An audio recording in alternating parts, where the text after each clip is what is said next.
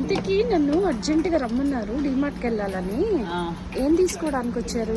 ఏం తీసుకోవడానికి కాదు, బోర్ కొడుతుంది ఇంట్లో, అందుకని ఊరికి ఒక రౌండ్ వేద్దాము, కొత్తగా వచ్చాయేమో చూద్దామని. ఇది ఎలా ఉంది? ఏంటి బోర్ కొడుతుందనా? నాకు అర్జెంట్ పని ఉందని చెప్తే.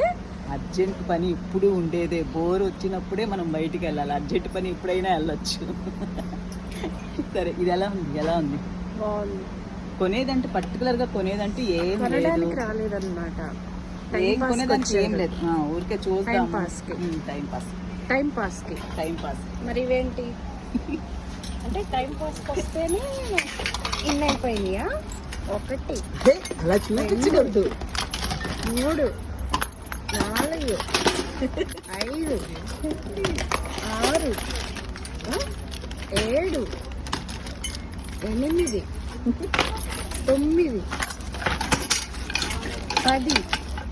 ఏంటి ఇంకా ఉన్నాయి లోపల. ఇదో నన్ను కానీ టెగతాలు చేసావు అనుకో, ఇంటికి వెళ్ళావు. టైం పాస్కి వస్తేనే ఇన్ని కొనాలని వస్తే అది వేరే పారిపోండి సార్.